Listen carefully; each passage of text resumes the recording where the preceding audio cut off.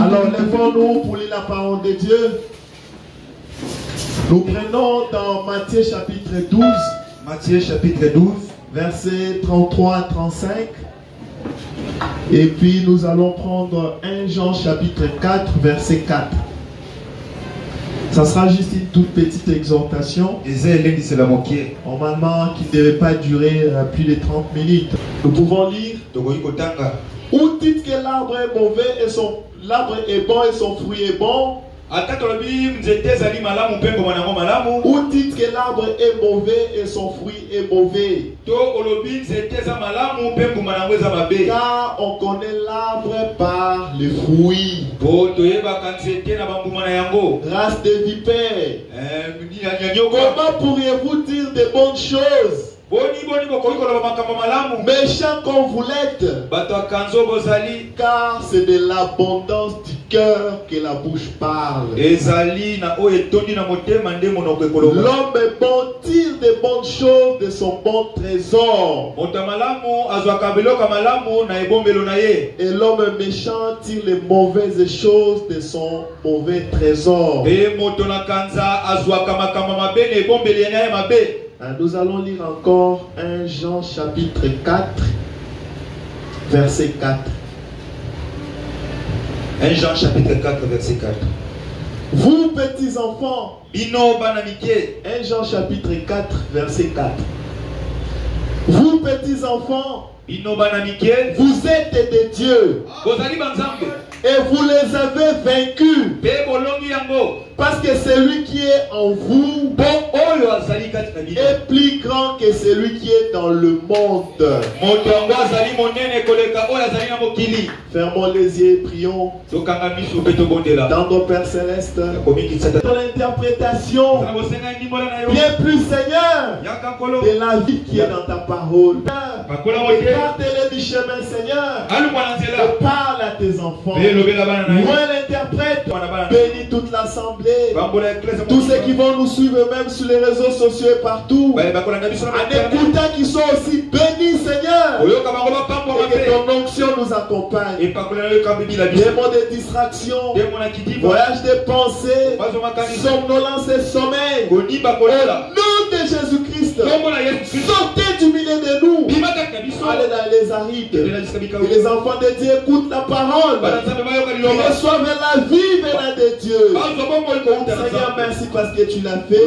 Nous l'avons demandé avec foi, au nom du Seigneur Jésus-Christ. Amen. Asseyez-vous. Je ne vous garderai pas trop longtemps. Plus ou moins 30 minutes.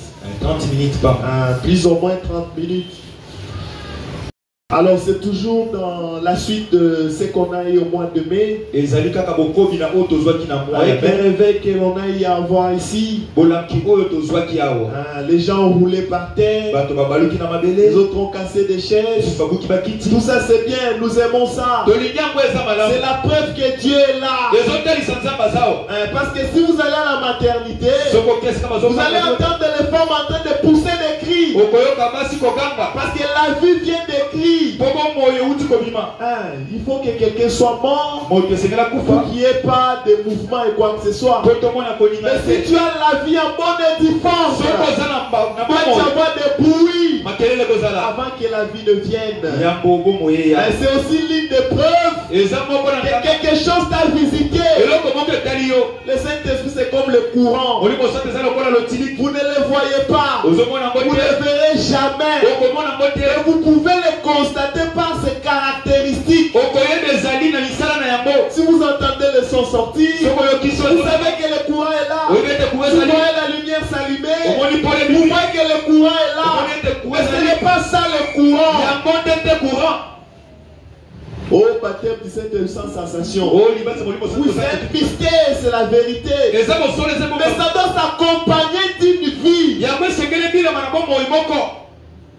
Tu es tombé, tu as cassé la chaise, c'est bien, nous aimons ça, mais ça doit s'accompagner d'une vie. C'est ce qui nous intéresse. C'est ce qui attire notre attention. Voilà pourquoi ce matin, nous allons parler de la prédication. C'est lui qui est en vous. C'est lui qui est en vous. C'est une prédication prêchée par Frère Branham. Mais je vais prendre ça sous un autre angle. Parce que si vous lisez bien cette prédication, Frère Branham était en train de démontrer. D'abord, il s'adressait à ceux qui ont le Saint-Esprit. Ce n'était pas tout le monde. C'est ceux qui ont le Saint-Esprit. Il devrait leur dire celui qui était en eux. Leur montrer les capacités de celui qui est en eux. Ici, on est au début de l'église. Peut-être qu'il y a des ceux-là qui ne sont pas remplis du Saint-Esprit. C'est pourquoi je vais aborder ça dans un autre sens. Pour aider chacun de nous à savoir qui est en lui. Est-ce qu'on est ensemble? Ne ratez pas ça. Donc à l'issue de cette prédication, tu dois savoir identifier qui est réellement en toi. Moi je ne viens pas te dire que c'est Dieu qui est en toi. C'est toi-même qui vas examiner tout ce que tu vas entendre ici. Pourquoi? Si c'est lui qui est en toi, c'est Dieu. Et si ce n'est pas Dieu, je vais te donner la solution ce matin. Je vais te présenter Christ. C'est lui qui est censé être en toi. Est-ce qu'on est ensemble? Est-ce que tout le monde a compris? Tu dois savoir identifier l'esprit qui est en toi. L'onction c'est bien. Nous aimons ça. Nous le voulons davantage. Même David disait, je sais que ma coupe est déborde. C'est ça mon souhait. C'est ça mon vœu. Je voudrais vous voir tous en onction. Je voudrais vous voir tous nés de nouveau. Je voudrais vous voir tous remplis du Saint-Esprit. Je voudrais vous voir tous manifester la vie de la parole. C'est ça mon souhait. Mais c'est pour eux que certains n'ont pas encore reçu le Saint-Esprit. C'est pour qu'ils savent la vérité. Pourquoi tu ne l'as pas dit? Alors en vous le disant, prenez la prédication. Celui qui est en vous, il nous avait dit. Et comme je vous ai dit, si on lui laissait le libre arbitre d'entrer dans vos cœurs, d'aller entrer dans les cœurs de tout le monde. Tous les 8 milliards la serrure. À l'intérieur. À l'extérieur, il n'y a pas de serrure. Cette porte ne peut s'ouvrir que de l'intérieur. Frère Branham dit, je vois il est dit dans la porte du cœur. Et aussi dans les portes, dans la porte. Donc c'est vous qui devez ouvrir. Alors c'est quoi le toit ou le fondement? Depuis la chute, le diable et Dieu se précipite sur le cœur de l'homme pour y habiter. C'est ça la grande guerre qui existe. Dieu veut habiter le cœur de l'homme. Le diable veut aussi habiter le cœur de l'homme. De qui des deux? Toi tu vas choisir pour qu'il habite en toi. Peut-être que tu avais déjà fait le choix. Et à l'issue de cette prédication, tu pourras te réajuster. Tu constates que tu as ouvert la porte pour le diable. Tu es le maître de la maison. Tu peux le faire sortir. Tu peux le dégager. Et appeler Jésus d'entrer. Est-ce qu'on est ensemble? Est-ce qu'on est ensemble? La Bible dit, Dieu n'habite pas par des maisons faites de mains d'hommes. Vous le savez, non? Vous le savez, non? Là, il faisait allusion même au tabernacle de Salomon, au temple de Salomon. Mais Frère Branham est venu nous révéler autre chose. C'est quoi une maison faite de mains d'hommes? C'est pas seulement l'église comme ça. Ça peut être aussi la compréhension que tu as. L'interprétation que tu as de la parole. Si ça ne vient pas de Dieu, c'est quelque chose qui est fait de main d'homme. Est-ce qu'on est ensemble? C'est quelque chose qui est fait de main d'homme. Les mains d'homme là, ça peut être toi, cet homme. C'est pourquoi moi j'ai fait l'effort pour ne pas vous donner mes pensées. Parce que vous risquez d'être une église faite de mains d'homme. Et Dieu ne peut pas être dedans. Il ne peut déroger à ses règles. Il veut que ça soit une maison. Et lui-même a bâti. C'est pourquoi quand vous venez ici, vous essayez de vous bâtir selon le modèle de Dieu. En commençant par la repentance, la conversion, jusqu'au baptême du Saint-Esprit. Est-ce qu'on est ensemble? Ne vous fabriquez pas la sainteté. Parce que Dieu n'entrera pas. Si Dieu n'a pas encore accompli son œuvre en toi, il n'entrera pas. Ça sera toi-même qui va fabriquer cette sainteté. Crois-moi, tu auras des ennuis. Tu seras hypocrite. Tu feras beaucoup de mauvaises choses. Parce que Dieu n'est pas dedans. Humiliez-vous. Vous serez puissante. Et il vous élèvera au moment opportun. Est-ce qu'on est ensemble? Alors comment Dieu habite l'homme? Ou comment le diable habite l'homme? Dieu habite l'homme par la parole. Vous allez me dire, c'est par l'esprit. C'est ce que j'avais même écrit. Par le Saint-Esprit. J'ai lu Frère Branham. J'ai lu la Bible. C'est comme ça que nous aussi nous apprenons. Dieu habite l'homme par la parole. Jésus a dit, les paroles que je vous ai dites sont esprit et vie. Vous comprenez? Si vous dites qu'il habite l'homme que par le Saint-Esprit, et que vous écartez la parole, ça sera compliqué. Parce que si Dieu vient juste avec le Saint-Esprit habiter en toi, le Saint-Esprit étant l'esprit qui vivifie, il va vivifier les mauvaises choses qui sont en vous. C'est comme ça, si tu es quelqu'un qui aime les femmes, tu seras pire. Si tu as un don, il va oindre le don. Tu vas commencer à donner de très bons messages. Des messages corrects. Mais ta vie sera de l'impudicité. Parce que l'esprit viendra sans le soubassement qui est la parole. Normalement, le Saint-Esprit doit suivre la parole. C'est quand la parole vient, le Saint-Esprit vient vivifier la parole. Ils ont compris que la Samarie avait reçu la parole. Alors Pierre est allé imposer le main pour que ceux-là reçoivent le Saint-Esprit. Est-ce qu'on est ensemble?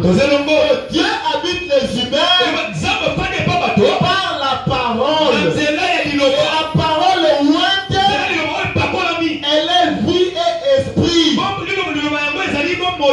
Le diable habite les humains par les démons. Il vient par les démons. Il entre dans la personne. Et il crée un agent causal. Et chaque fois que ce démon sera en vous, vous verrez que vous ne ferez que ça. On reconnaît l'arbre par ses fruits. Vous pouvez nous dire que ce manguier ici, peut Tu sais tellement parler que tu produis les oranges. Mais si nous voyons que ce sont des mangues, nous te disons, ah pasteur, ah, tu as menti. Et ta noix y en a eu. Tu vas te repentir. Parce que tu as dit que c'est un orangier. Mais ce sont des mangues qui sont là. Qu'est-ce que je veux dire par là? Quand on va citer les œuvres ici, si je dis que ces œuvres-là sont du diable, et que si vous retrouvez cela en vous, sachez que celui qui est en vous, c'est le diable. Même si vous-même, vous êtes convaincu que c'est Dieu qui est là, même si vous-même, vous êtes convaincu que cet arbre ici c'est un orangier, mais si vous voyez que ce sont des mangues, vous reculez et dites que c'est un manguier. Est-ce que vous avez compris? Est-ce que c'est clair? Est-ce que c'est clair? Vous avez compris? Je vous ai dit que je ne serai pas long. Je voudrais que vous puissiez comprendre. Il y a certains qui pensaient que le diable n'existe pas. Frère dit ceci: comment puis-je vaincre? Paragraphe 5. Il dit ceci. Beaucoup de gens disent que le diable n'existe pas. Que c'est simplement une pensée. Écoutez le conseil des frères Branham. Ne croyez pas cela. Le diable est réel. Il est tout aussi réel que vous. Que n'importe qui. Vous devez savoir qu'il est réel. Il ne s'est pas arrêté là. Il a ajouté: vous devez savoir qu'il est un démon. Il est un démon. Un démon est en toi. Frère Branham ajoute: et qu'il est contre vous. Si le démon est en toi, ne croyez pas qu'il est venu pour vous faire du bien. Il est contre toi. Il est un démon. Est-ce qu'on est ensemble? Alors ne soyez pas gentils envers les démons. Il y a ceux qui chérissent les démons. Ils peuvent venir sous forme du péché. On nous avait raconté une fois, on a amené quelqu'un pour la délivrance. Et alors qu'on délivrait la personne, les démons disent à la personne: est-ce que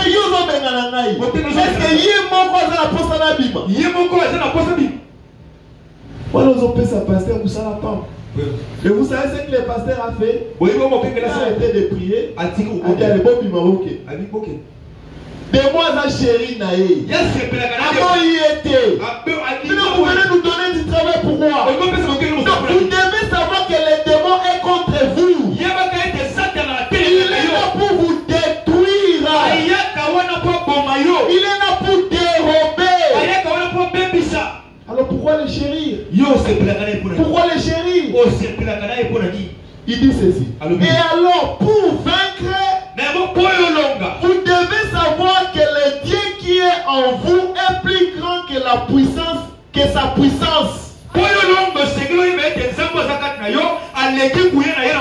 celui qui est en vous l'a déjà vaincu. Et que par sa grâce, il ne fait pas le poids devant vous. Il existe une véritable victoire. Vous avez compris? Amen. Donc les démons qui habitent en nous, c'est les diables. Donc quand on va citer, au temps de la fin, Dieu enverra le message. Ce que nous sommes en train de lire, ça c'est la parole de l'ange. Ce n'est pas ma parole à moi. Alors mettez-vous tout ce qui a comme confiance Je continue. Quelle est la parole de la promesse pour chaque chrétien? C'est Abraham qui le dit. Il répond. C'est lui qui est en vous est plus grand que celui qui est dans le monde. Comment vais-je donc vaincre? Abraham dit, pas moi, mais la parole qui est en moi. Qu'est-ce qui doit être en toi? C'est la parole.